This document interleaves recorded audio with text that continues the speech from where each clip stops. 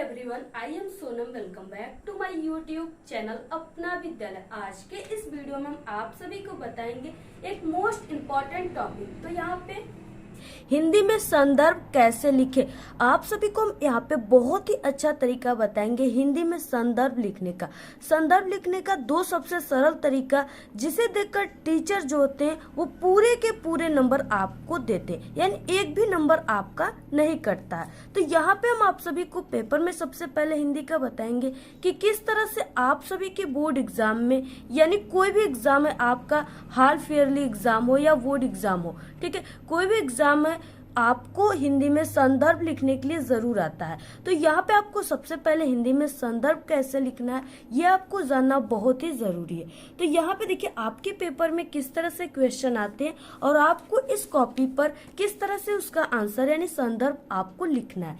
तो यहाँ पे देखिए जैसे इस तरह से क्वेश्चन आते हैं आप सभी के एग्जाम में कि निम्नलिखित गद्यांशों में से किसी एक गद्यांश के नीचे दिए गए प्रश्नों के उत्तर दीजिए। ठीक है, यानी इसमें 3 क्वेश्चन है, हम आपको नीचे दिखाएंगे और पर क्वेश्चन 2-2 नंबर का है, यानी 6 नंबर का टोटल क्वेश्चन है। तो यहाँ पे हम आपको संदर्भ लिखने के साथ साथ इनके क्वेश्चन जो है उनके भी आंसर हम आपको लिख करके बताएंगे। यहाँ पे आप सभी के क्लास 10th हिंदी या क्लास 12th हिंदी, ठीक है, यानी दोनों में आपका संदर्भ लिखने के लिए आता है। तो यहाँ पे देखिए पहला, यानी कि इसमें गद्यांश में पहला क दिया है और दूसरा यहाँ पे ख दिया हुआ है। ठीक है, इसमें से आपको किसी एक को ही करना है और यहाँ पे देखिए इसमें 3 क्वेश्चन दिया है, जिसमें से पहला क्वेश्चन यही रहेगा कि उपर्युक्त गद्यांश का संदर्भ लिखिए। ठीक है, यानी यहाँ पे आपको संदर्भ लिखने के लिए बोला और इस तीनों क्वेश्चन में सबसे इम्पोर्टेंट क्वेश्चन संदर्भ लिखना ही है। अगर आप लोग इस संदर्भ लिखने के तरीका को नहीं जानते,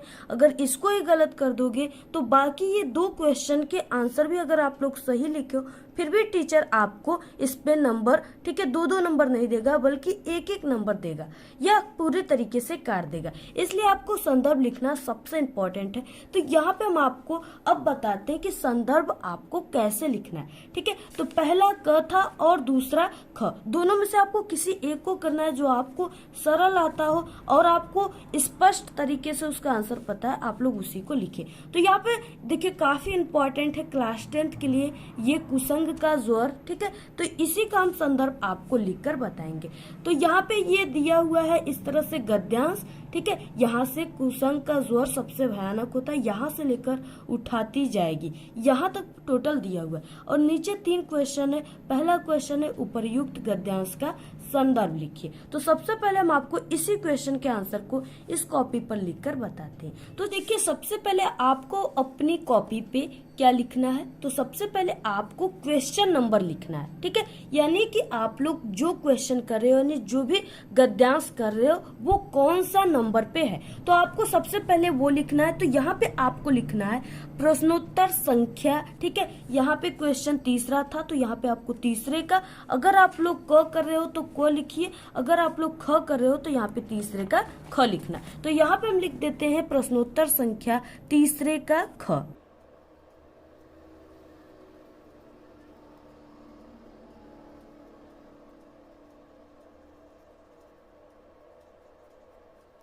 तो इस तरह से आपको प्रश्नोत्तर संख्या यहाँ पे तीसरे का ख लिख देना है। इसके बाद आपको लाइनिंग कर देना है, यहाँ पे अंडरलाइनिंग। इसके बाद देखिए यहाँ पे हम लोग गद्यांश को हल कर रहे हैं, यानी आपके हिंदी में गद्यांश और पद्यांश दोनों आता है और दोनों में संदर्भ लिखने के लिए आता है। तो यहाँ पे हम सबसे पहले गद्यांश का बताएंगे। तो यहाँ पे गद्यांश कर रहे हैं तो यहाँ पे आपको लिख देना है गद्य।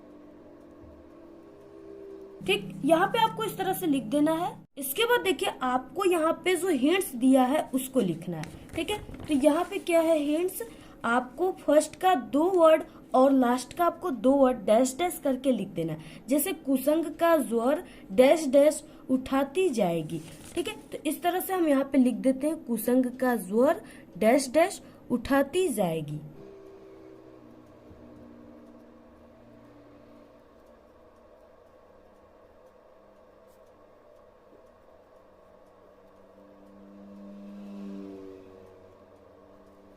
इस तरह से आपको लिख देना है गद्य में, कुसंग का ज्वर डैश डैश उठाती जाएगी। ठीक है, यानी इसी में से हमने लिखा है। यहाँ पे जो भी आप लोग गद्यांश करोगे, आप लोग संदर्भ लिखने से पहले आपको इस तरह से जरूर लिखना है। इसके बाद देखिए यहाँ पे क्वेश्चन में संदर्भ बोला है, तो आपको यहाँ पे लिखना है अब संदर्भ। ठीक है, एक लाइन छोड़कर यहाँ पे लिखना है संदर्भ।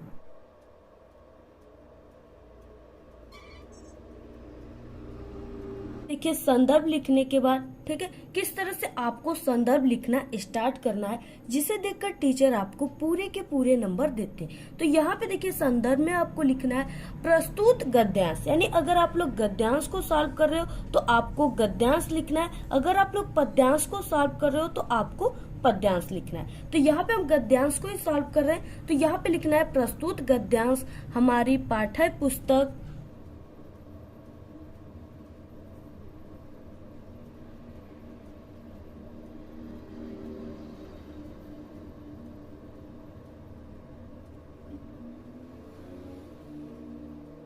प्रस्तुत गद्यांश हमारी पाठ्य पुस्तक हिंदी। ठीक है, क्योंकि ये हिंदी से ही लिया जाता है, तो यहाँ पे लिखना है हिंदी।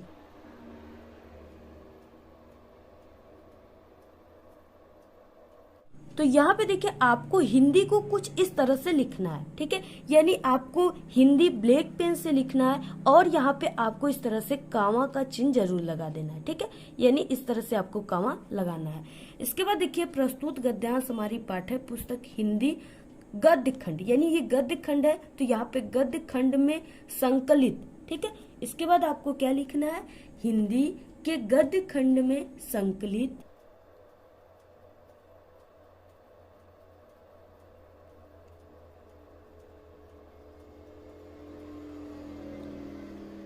के गद्य खंड में संकलित। इसके बाद आपको यहाँ पे पाठ का नाम लिखना है, यानी ये जो कुसंग का ज्वर है वो किस पाठ से लिया गया है। ठीक है, और उसको आपको ब्लैक पेन से और कमा के अंदर लिखना है। तो यहाँ पे हम लिख देते हैं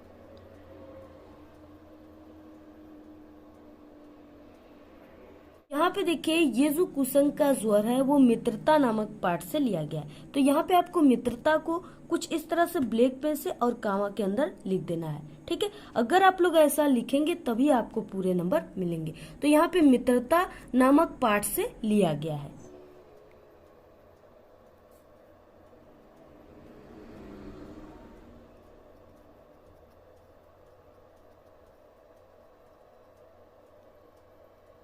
इसके बाद लिखना है इसके लेखक।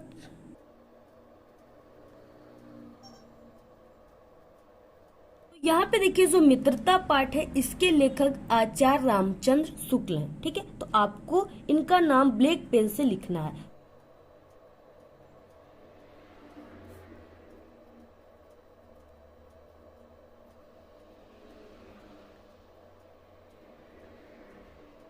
तो यहाँ पे आचार्य रामचंद्र शुक्ल और इसके बाद यहाँ पे हैं,